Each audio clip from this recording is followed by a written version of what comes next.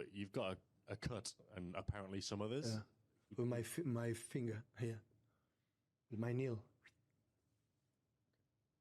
That's fine. I wanna hurt myself. Yeah. Never in my life did I ever think I'd see Pep Guardiola have a meltdown like this. You know, in the last months, I've seen so many things that I never thought I would see as a football fan, or at least for a very, very long time. I honestly never thought I'd see Man City lose 3 games in a row, never mind losing 4 games or 5 games, or not even being able to win a single game in 6. And you know what? I never thought I'd see Man City lose a 3-goal lead after being 3-0 up after 75 minutes either. But this last month has truly opened my eyes, and I've seen so many things that have made me realise, you know what, anything truly is possible in football. You know, we had Leicester win the league. We had Jonas Gutierrez keep Newcastle up on his last game after beating cancer, and we even had Troy Deeney's amazing moment against Leicester for Watford. But honestly, since I properly started watching football in 2010/11, Man City's always been on top, and I never thought I'd see the day when they get into a situation like this. You know, the managers that they've had, the players that they've had, I just never thought this day would come. And, you know, at the end of the season, Pep Guardiola was supposed to be leaving, and now a few weeks ago, he got offered a new 2-year extension on his contract. Now, to me, that made no sense whatsoever. I thought this was going to be his last season, he was going to win a couple of trophies, and he was going to end it on a high. However, when Man City travelled to Liverpool on Sunday, it will be over a month since they last won. And even then, their last win was only a 1-0 win against Southampton, who have been absolutely awful this season, and Man City were at home. So even to win that game 1-0 and watching the highlights back and match of the day, it was really, really hard to watch. Now, honestly, if I'm being serious, I think Man City is going to lose to Liverpool at Anfield. I just can't see a world where, in the current form they're in, Man City get a result from that game, especially how good Liverpool are this season. Now, if Man City do lose, which I do think they'll do, and Chelsea, Arsenal and Brighton all win, Manchester City will drop to 5th place, and they will also be 11 points behind Liverpool, and that's a pretty big gap. And we all know Man City in the season will go on a 13, 14 or sometimes maybe even more game win streak, but 11 points at this point of the season is a very big gap.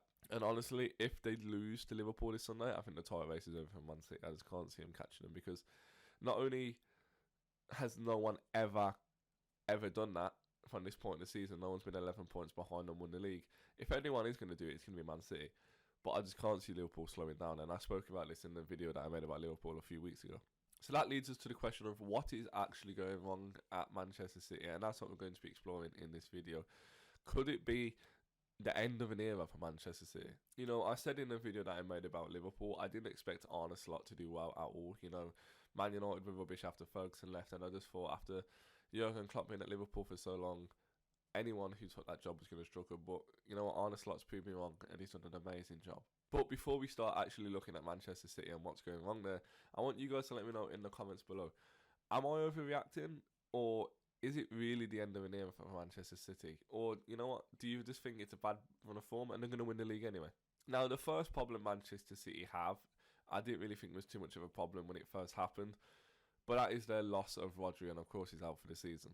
Man City just haven't been able to cover him at all, and yeah, this is a really big problem for them, it seems. Factually, he is the best player in the world. Of course, he won the Ballon d'Or, and you know what, he probably is the best holding midfielder in the world as well.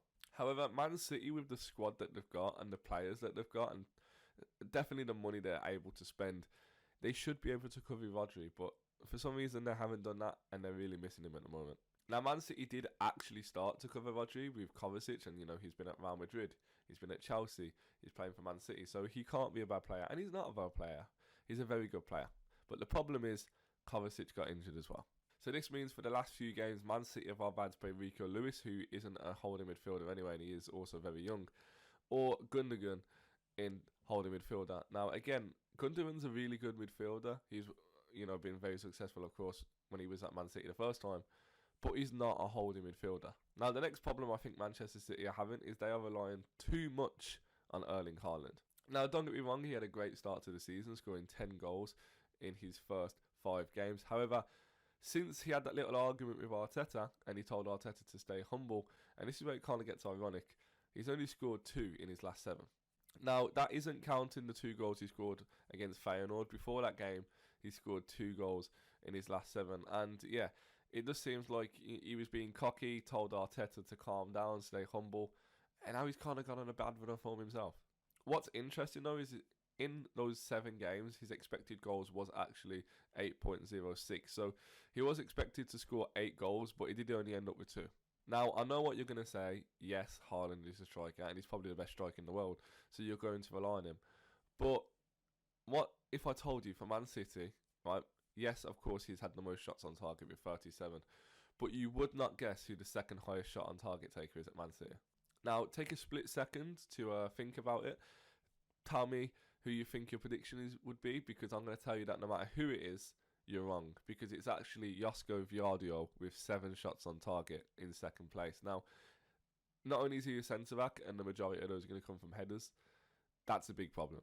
Now, even if Haaland does need a rest, Man City don't really have a striker, other than Foden, who can play there, but he's not a striker, and Oscar Bob, who again can play there, but he's not a striker, and he is also injured at the moment. So Man City's got no cover for Haaland. Now, Man City did actually have a striker, but decided to sell him in the summer. And if you guys don't know who I'm talking about Julian Alvarez.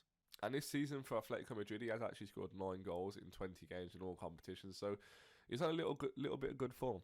Now, don't get me wrong, I understand when you have Erling Haaland, you have to play him. Like I said, he's the best striker in the world. But I do seriously think Man City made a big mistake selling Alvarez, because when Haaland needs a rest, that is where Alvarez comes in. And Alvarez isn't even just a striker, you know, he's an attacking midfielder, he's a wide player, so he covers plenty of positions, and he offers just something a little bit different. So yeah, in my opinion, Man City made a massive mistake selling Alvarez to Atletico Madrid. Now, the final problem Man City are having is their squad is really starting to age, and if you watch the game against Spurs, then you would have saw Kyle Walker get absolutely destroyed by Timo Werner. Now, don't get me wrong, he is the best right back the Premier League has ever seen, but he is 34 now, and he can't do the things he used to do. And it's also very, very rare that you see left backs and right backs still playing at 34. But it's not just Kyle Walker, because there are 7 key players that play for Man City near enough every week that are age 30 or over. Kyle Walker is 34, Gundogan is 34, De Bruyne is 33, but he's always seeming to be injured for some reason. Ederson is 32, and Kovacic, John Stones and Bernardo Silva are all 30. Now, out of those 7 players, 6 of them actually have contracts running out at the end of this season or the end of next season. Now, personally, I wouldn't offer contracts to any of these guys except John Stones, Kovacic and Bernardo Silva, and even then I would only offer 3-year contracts. Now, this means Man City at some point are going to have to spend a lot of money. Now, what's interesting is across the last 3 seasons, Man City are actually 81st in the world when it comes to net spend, with only 15 million spent. Now, in the top 10, you have Arsenal, you've got Chelsea, you've got Man United, you've got Spurs, Newcastle, and you've even got Nottingham Forest that have all spent at least 250 million. You know, it wouldn't surprise me if Man City go out and spend a little bit of money in January, but in the summer, I think there's seriously going to be a lot of money spent on players. I also do think we'll see some players leaving, and when I say players, I mean regular starters. Like, I can see Kyle Walker going, I can see Ederson going, I can see De Bruyne going maybe. I do personally believe anyway Guardiola should have left at the end of this season, but he did get a 2-year extension, like I said. But I do think after that it will be it. I do think he's going to have one last push. You know, he's going to spend a lot of money, he's going to have a little rebuild and try and win everything. And then once those 2 years are over, I think that will be it for him. But either way, if it's Pep there or someone else, Man City need a serious rebuild for the future. Now, after Pep Guardiola leaves Man City, I'm not too sure what's in store for him. I'm not too sure where he's going to go. I wouldn't be surprised if he manages Spain at some point. But it's even possible that he just stops managing altogether. Personally, I think Man City's season is already over. I can't see him winning the Champions League. I can't see him winning the league. And I don't think they're going to win the FA Cup or the EFL Cup either. But yeah, guys, just let me know in the comments below. Are Man City coming to an end of an era? Is their dominance over? Or am I just overreacting a little bit? But let's just hope for Pep's sake that it is just a bit of bad form, because, man, that interview that he did was absolutely weird. So, guys, if you did enjoy this video, then, of course, smash that like button and subscribe to the channel as well while you are down there. But other than that, thank you guys so much for taking the time out of your day to watch my video. I really do appreciate it. Check out the link in the description to watch the rest of my Premier League videos. And, yeah, make sure you stick around, and I promise you won't regret it.